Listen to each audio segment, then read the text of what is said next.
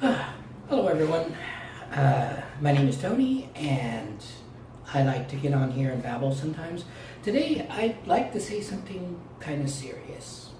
I don't know how serious it'll be.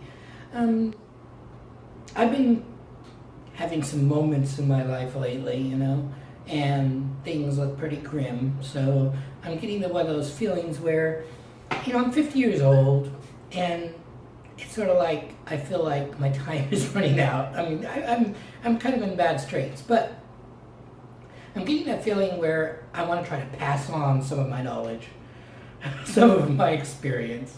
I did have something I really think is important to tell you and the world out there, from my own experience.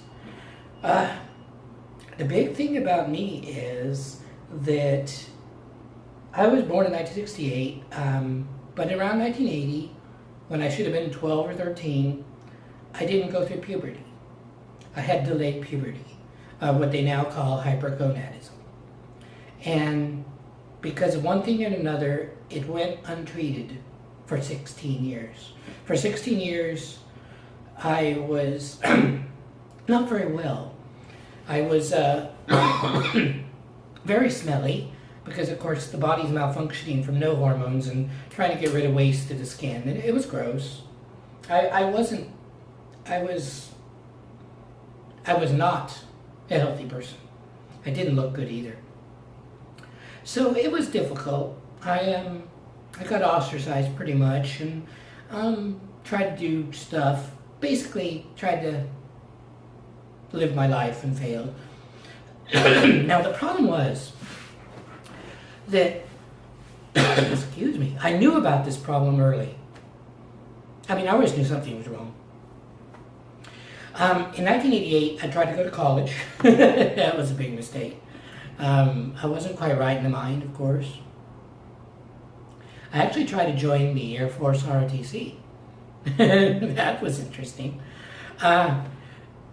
What happened was I got to the first physical, and I forgot where it was. It was some doctor somewhere, and they were doing the fast physicals.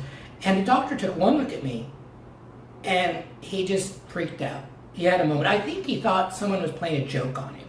Because he looked at me and goes, he's like, "Oh, get him out of it. What the heck? Freaking doctor, I mean, I really think he thought somebody was pulling his leg.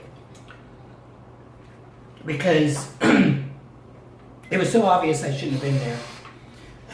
But that's when I was first diagnosed with what they then called delayed puberty, what is now usually hypogonadism. Unfortunately, I didn't do anything about it. I had this stupid idea that, I could handle it. I could do it. I could live my life like this. And of course, when you're in that sort of state, the first thing that goes is your mind. But even so, I knew there was something wrong, but I didn't actually go to get treatment until 1996. And it was a pretty humiliating reason I went, too. I'll go ahead and tell you. I was actually with a girl that I liked, a young woman that I liked. And of course, there was no way in hell I was ever going to get in a relationship the way I was. And I looked like, I don't know I don't want to say what I look like. But anyway, we were in a restaurant, this guy hoves up to us, he goes, "So, how can I help you two ladies today?" And that was the moment that I decided I've got to do something. So I did, and I went to an endocrinologist, and I got hormone replacement therapy, and I became the man you see before you today. But it was too late. 16 years of that, and my brain was fried. I think that was one of my main problems in life. I mean, I have made a lot of mistakes, and I've screwed up a lot, and I've done a lot of stupid stuff. But I think the one thing was I wasn't able to rise to the challenge of that hypogonadism. Anyway, what is all this in aid of? Well, the aid of is I want to tell you that, if there's something wrong with you, there's nothing wrong with you. But, I mean, if you've got a condition or a problem, and if there's something you can do about it, please do. I mean, don't think, oh, I can handle this.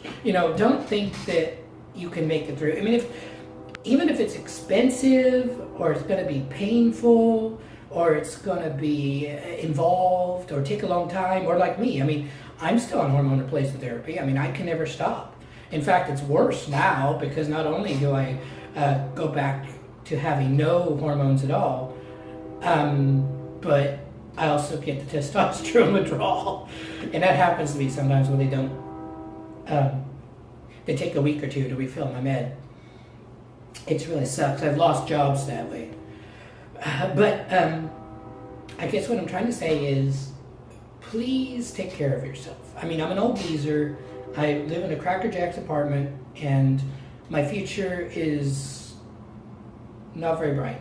But I'm here to tell you, kind of like the ghost of Christmas past. See, if you can do something, do it. And even in my case, it was not a lifestyle choice. I mean, you're thinking, well, if you didn't have testosterone, well, what's wrong with that? I mean, you could have chosen to be androgynous, or to be the people that. No, it wasn't that. I was sick. Because, see, my body wasn't making anything. It isn't a matter of, oh, I'm going to swap out my testosterone for estrogen or something like that. I mean, when you don't have any sex hormone, any hormones at all, your body breaks down. You don't work. Your blood doesn't nitrogenate It doesn't nitrogenate properly. You don't get rid of waste properly. That's why I stunk so bad. I mean, that's why people didn't want to come near me.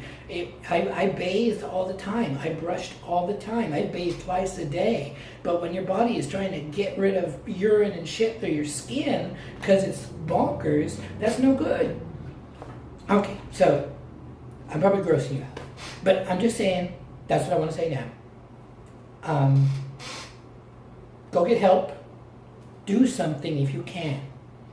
And really, I guess if you can handle it, then handle it. But I'm just telling you that you probably won't be able to handle it. Something's going to come up in the end. And if not one thing or another. So, well, thank you for listening to my rant and my raving. And I hope you all have a good day and a good weekend. And let's just keep doing our best.